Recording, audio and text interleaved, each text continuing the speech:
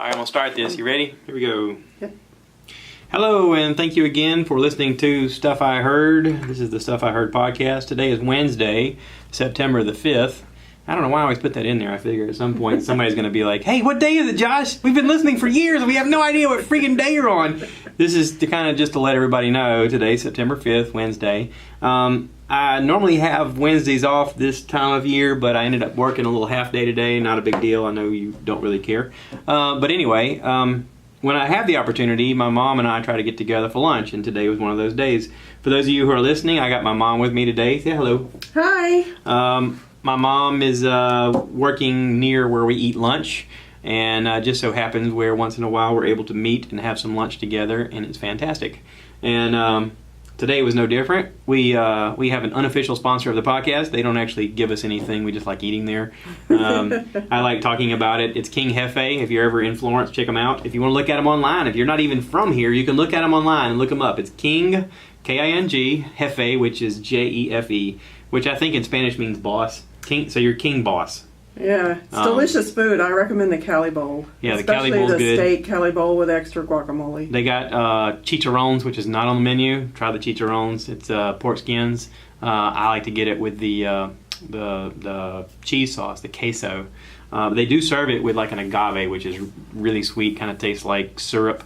On this keto diet, I'm not really supposed to eat the agave stuff. But anyway, they have gourmet tacos. They're fantastic.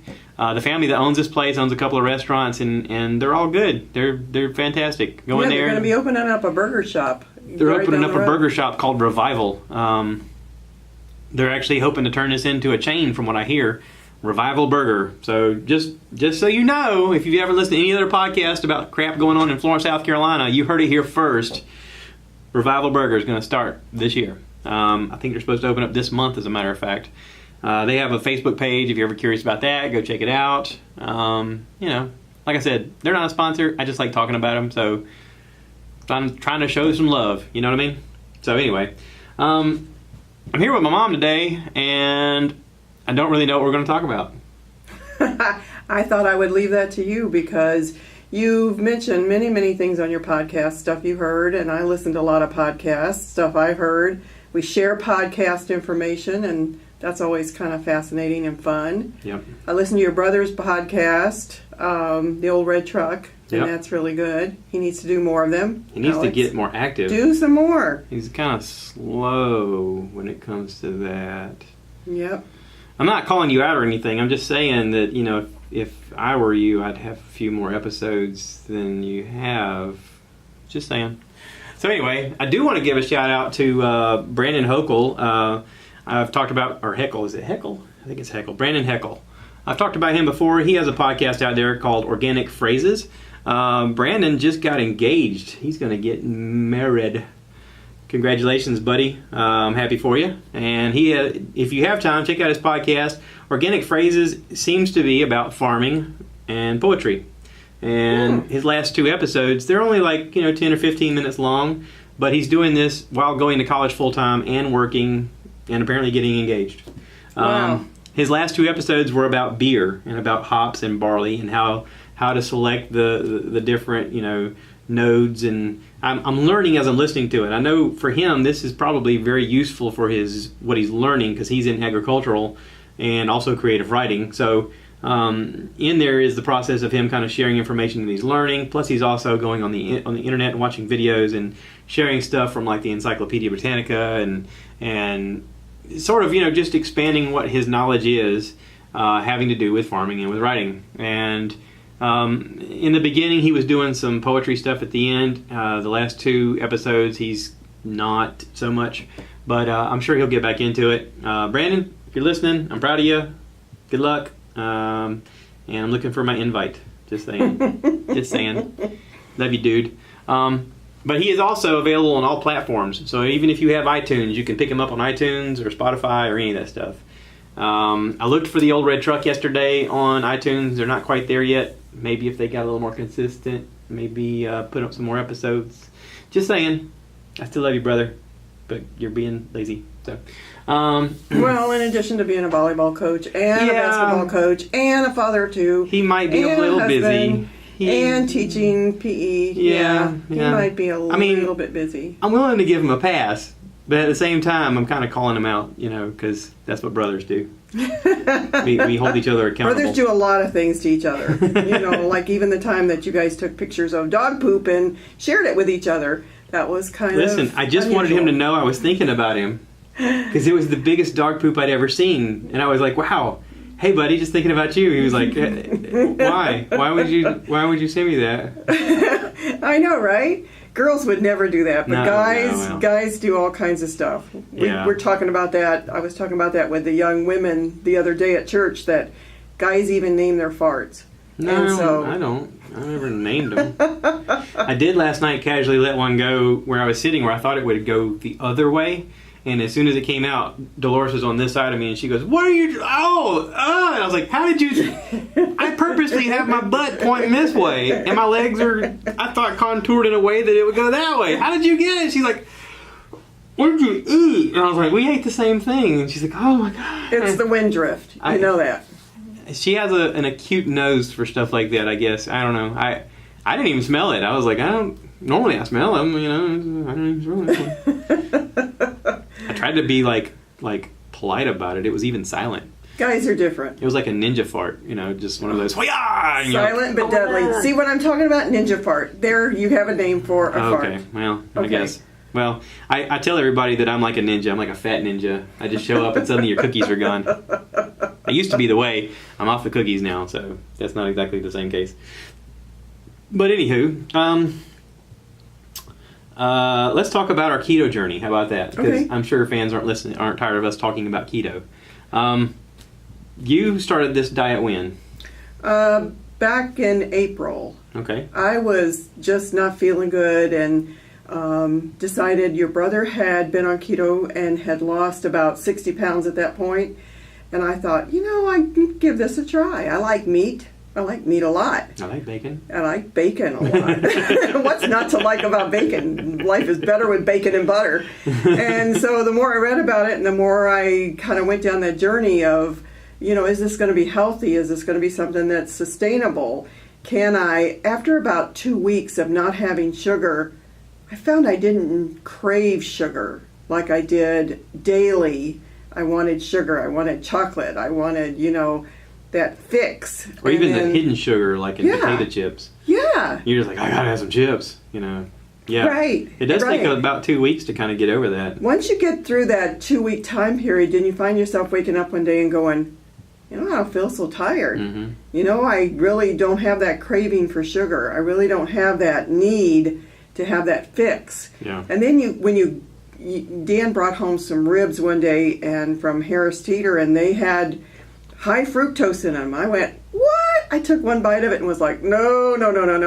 This is bad stuff, Once you get off of it, you really understand how much better you can feel. Yeah. And like I said, life is better with butter and bacon and eggs and meat and low carb. Oh, yeah. Makes my brain feel better. I made some of that loaded cauliflower stuff the other night. Oh, yeah. I did blended the cauliflower up. I put in a quarter cup of sour cream, quarter cup of heavy whipping cream, melted half a stick of butter, put in salt and pepper, blended it all up, and I had made a pan of bacon. And I chopped up over half of it, put it in there, and then I bought some turkey sausage, and it was like 85-15 ratio. Fat to meat. Right. And I sauteed it, and I even sauteed the fat back into the meat. I just let it all burn off and cook off, and just kept mixing it up.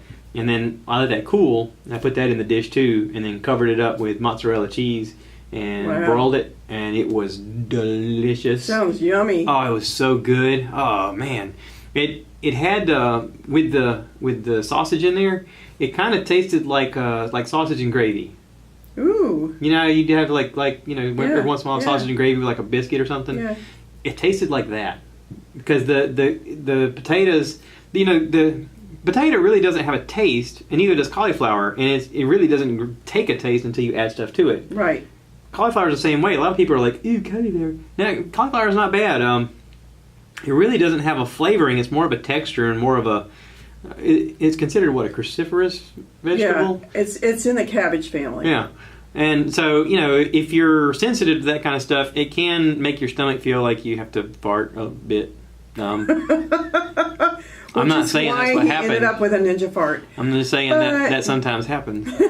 So if you're the kind of person who's sensitive to that kind of stuff, just be aware. You might be like, "Oh my God, this is so good!" You eat a bunch of it, kind of like, remember when Fiber One came out and everybody was these Fiber One things taste like chocolate bars, and then you see that commercial of the guy going, "I've had 3 today," and the guy goes, "Oh no!" Well, that's exactly what happens when you eat the fiber bars. But I don't eat those anymore because they're full of sugar. Right. But I find cauliflower, I'll take a potato masher and I'll chop it up really fine and it looks like rice. Mm-hmm. And it's kind of like rice because it does take on the flavor of the other things. Mm-hmm. Last night we had zucchini squash that I took and cut in half and then I microwave it. I like to microwave most of everything. I microwaved it so you didn't lose all the nutrients, and then I put Parmesan cheese on top of it. And you talk about yummy. That was super yummy. And Dan had made steak on the grill on the green egg. Shout out to Green Egg.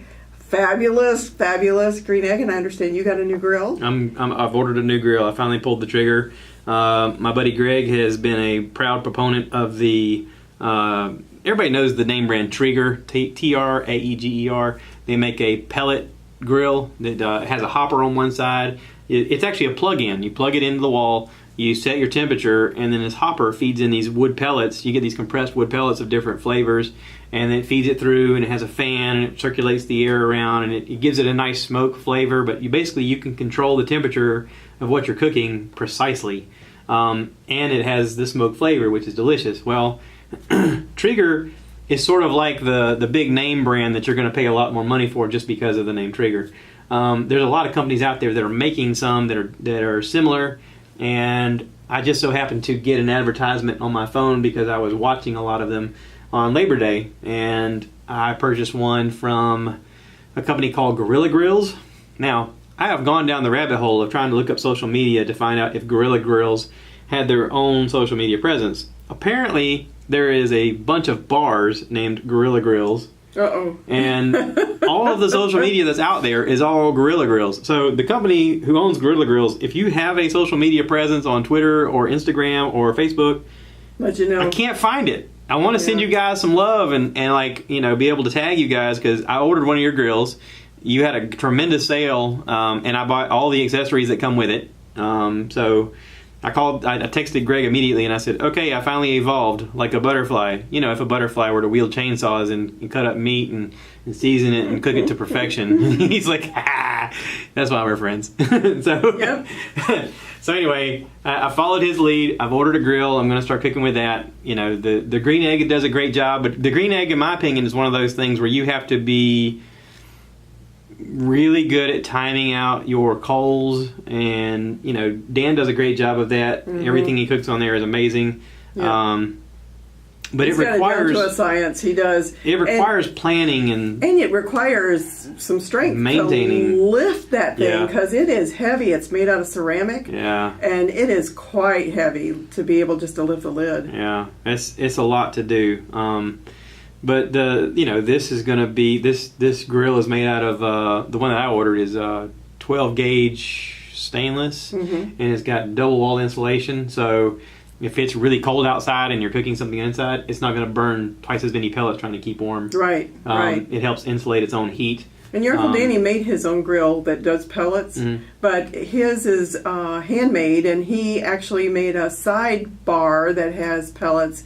And my brother is very, very handy. He knows how to weld. He knows how to do all kinds of stuff. So he made his own grill, and it's a smoker with pellets. And he often will get like applewood pellets or cherry wood and stuff like that, hickory, and he'll do his pellets in the side, and it smokes stuff all day long. It's amazing. Oh yeah.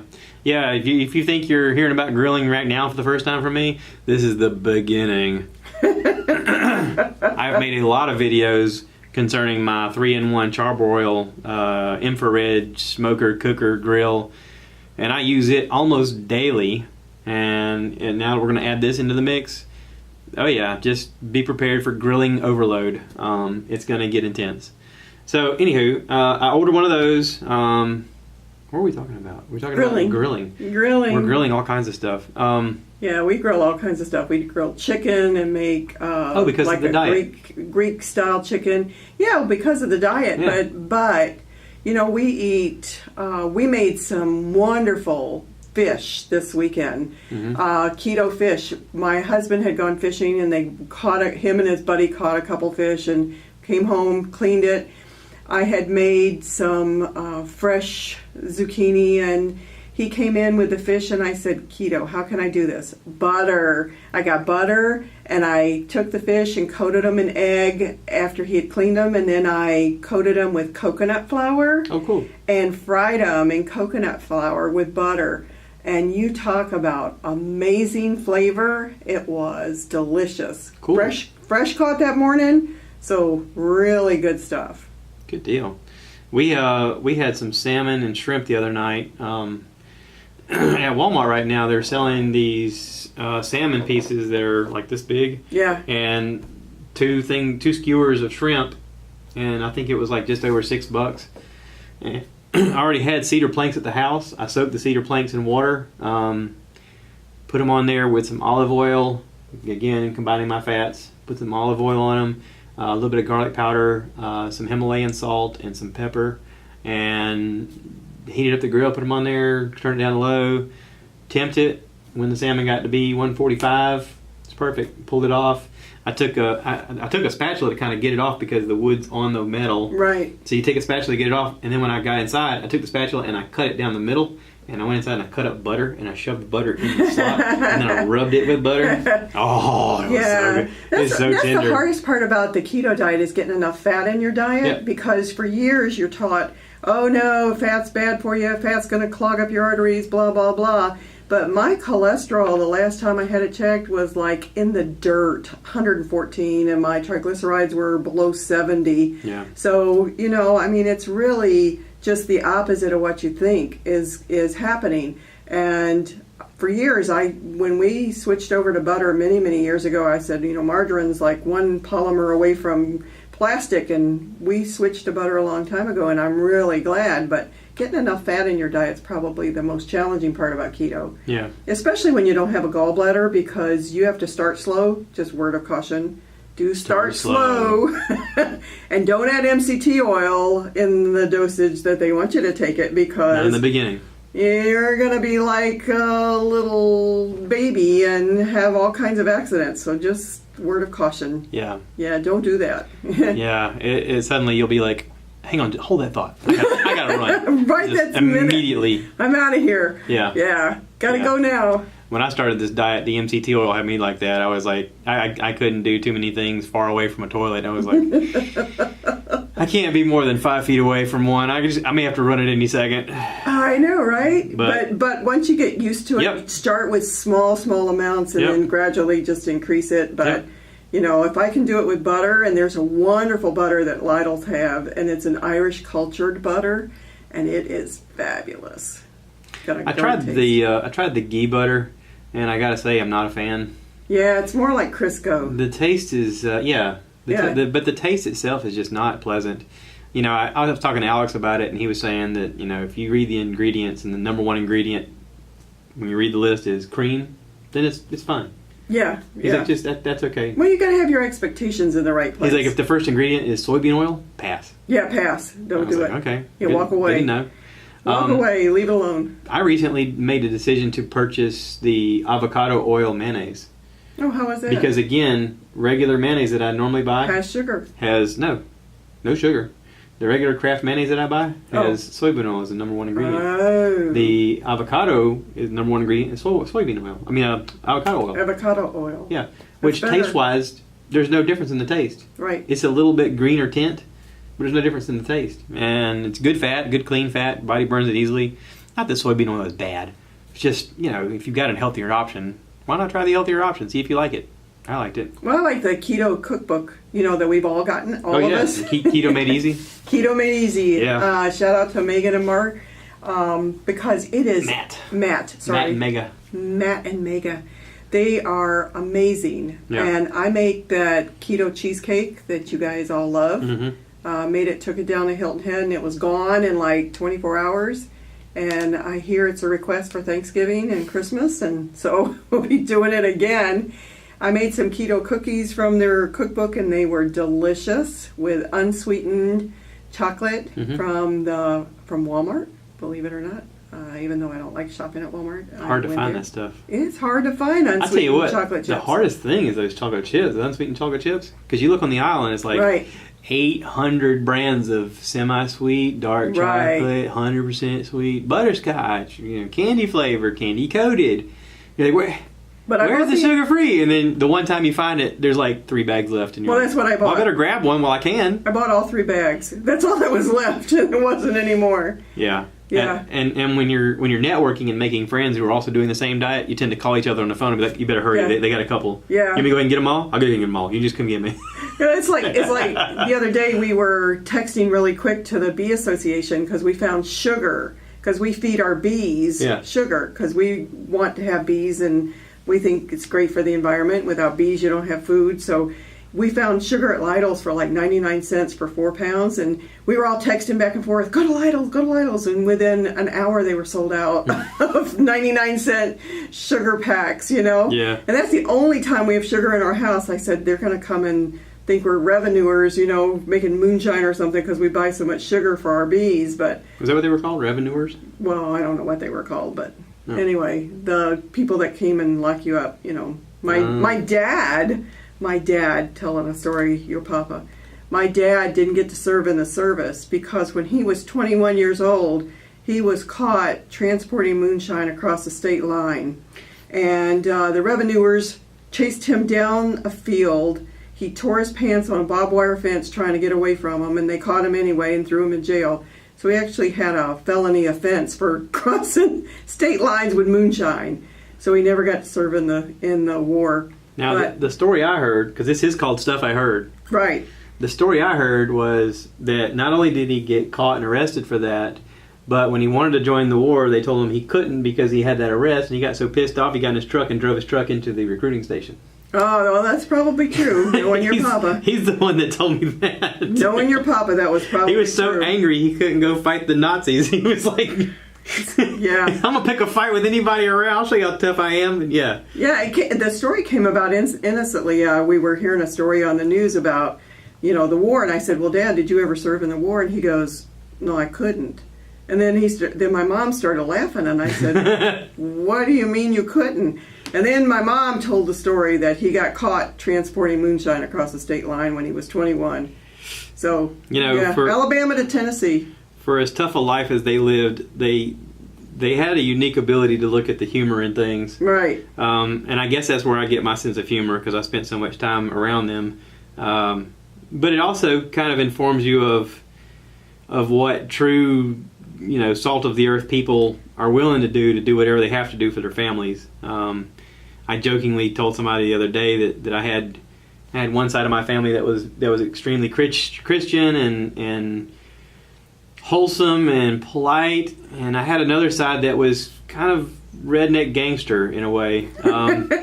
There are times in my past where I remember my uncle come screeching in the door and running inside and yelling at his mom, "You didn't see me," and next thing I know, a cop's pulling up going, "Where's he at?" And she's like, "I ain't seen his ass," and then that was it. There was no more conversation about it. They fussed at the fence and the dogs were going crazy and the cops left, and I thought, what just happened? Of course, I know what happened now, but anyway. Right.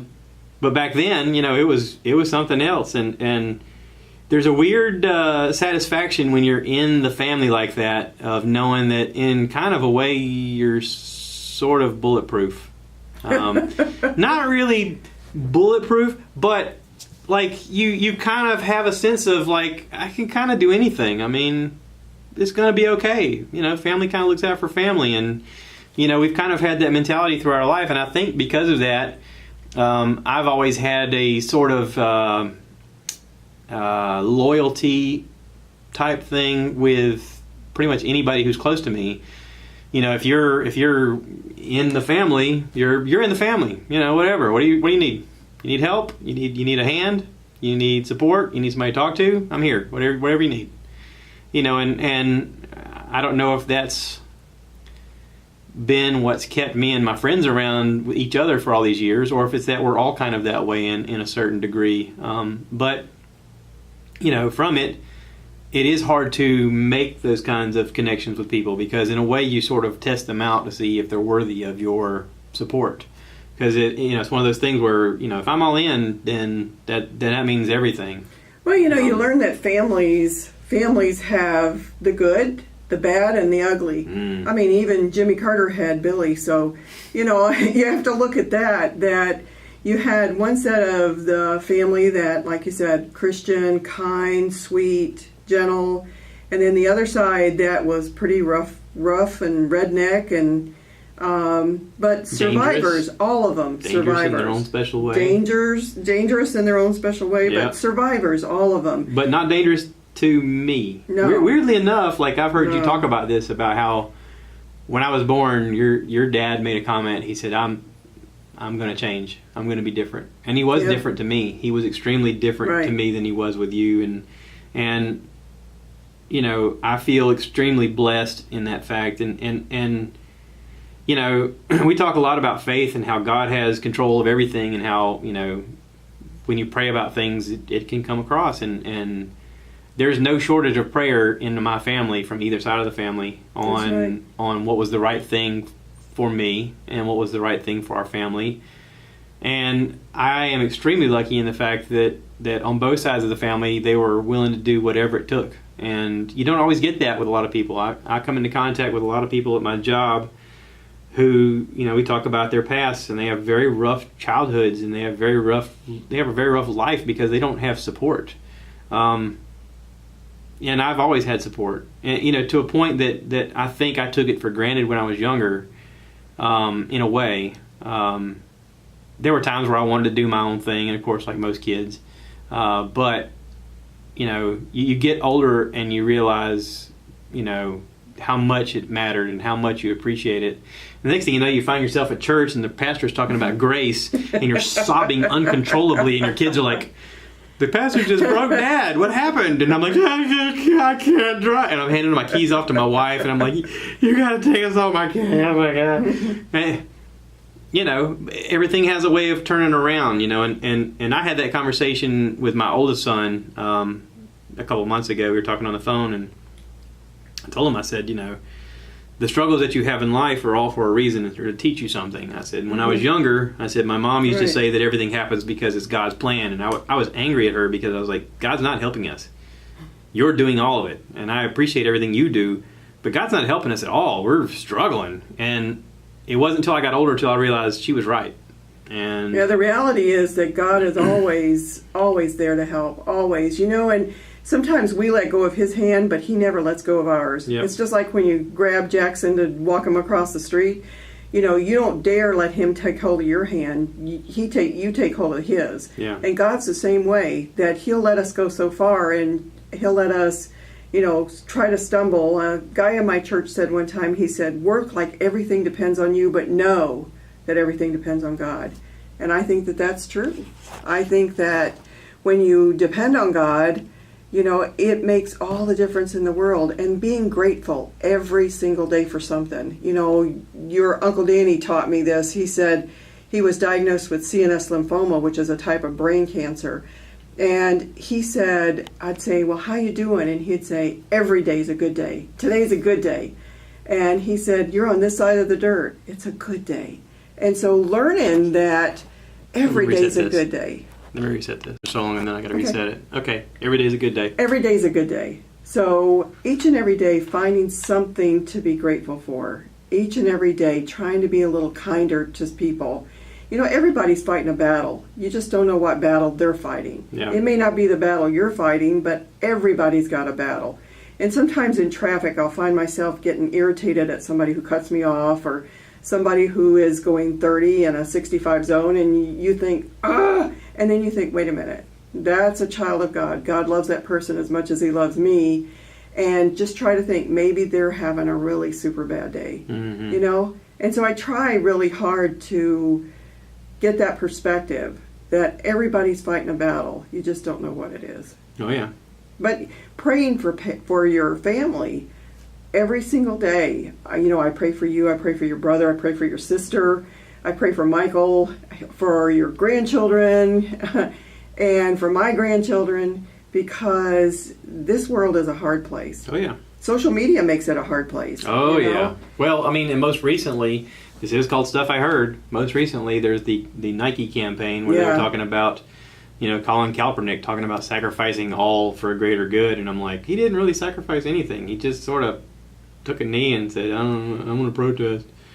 Yeah, a mediocre player, they wonder why he doesn't have a job. He's a mediocre player. If you're the company of Nike, right away you think, all right, this is going to be polarizing if we put this out there. So you got to think about it like from a marketing standpoint. Right. If we put this out there, it's going to be polarizing. We're going to piss a lot of people off. Are the people we piss off buying our shoes? Most of the people buying Nike shoes, I just heard this stuff I heard. I just heard that the majority of people that buy Nikes or want to have Nikes are ages 13 to 17. Yep. Well, guess who's spending the money? It's not the people who like the Nikes, it's the parents. Yeah. You piss off the parents, you're not going to be selling your product. There is a school of thought that says that any press is good press. Because even us right now talking about it, we're saying the word Nike. Right. Now, is that good? I mean, what was the backlash? I'm going to say the word Clark because I like Clark shoes, but... Who? Clark. Clark Kent?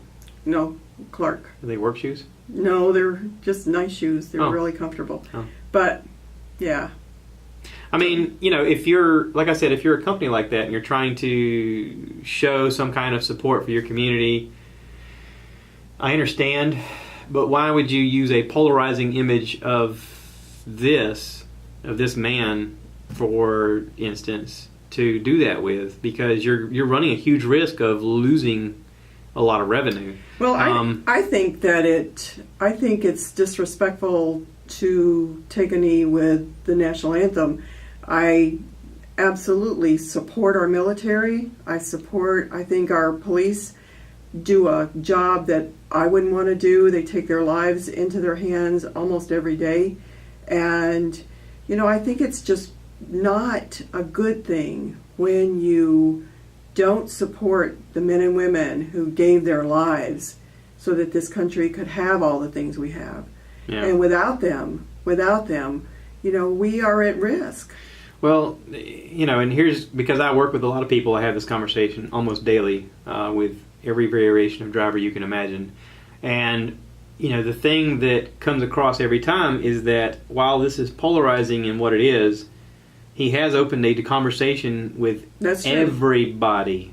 That's true. And I defend his right, whether you watch football or not, to talk about this, Whether you watch football or not, you're still talking about it. Right.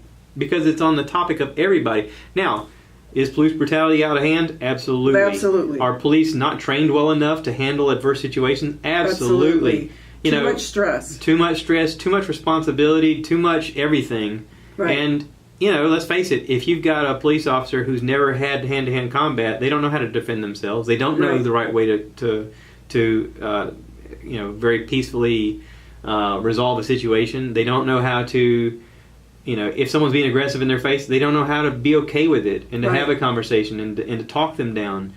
They don't get enough training. I mean, well, they don't get paid enough. They don't get paid enough. I mean, but even if they got paid good enough, they still don't have enough training to do the job that's asked of them to do.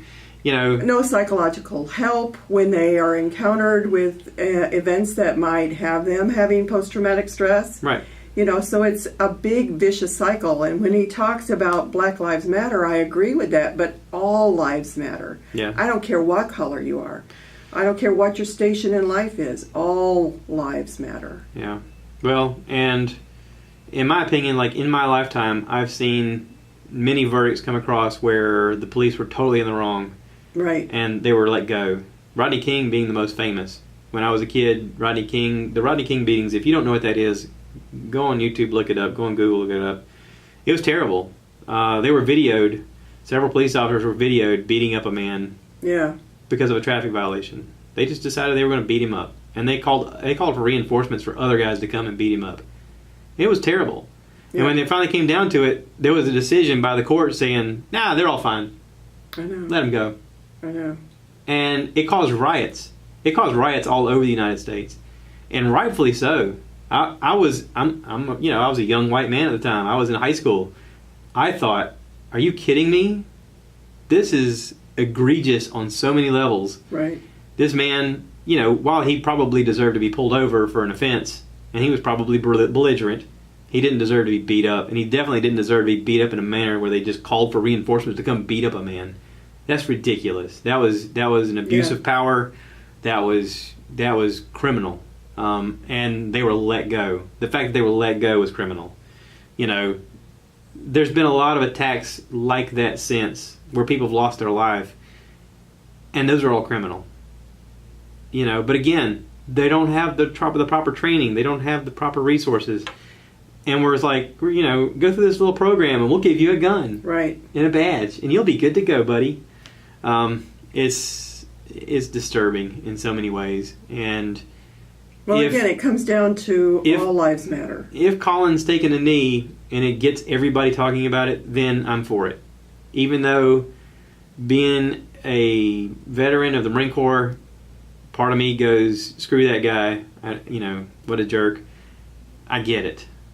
I understand it. And we're supposed to be in a country about free speech, and this is his opportunity. I mean, somebody pointed out to me recently, they said, what's different from this and the Olympics, where they were holding their fist up because they wanted some kind of solidarity to talk about what was going on in the black community and how they were being abused?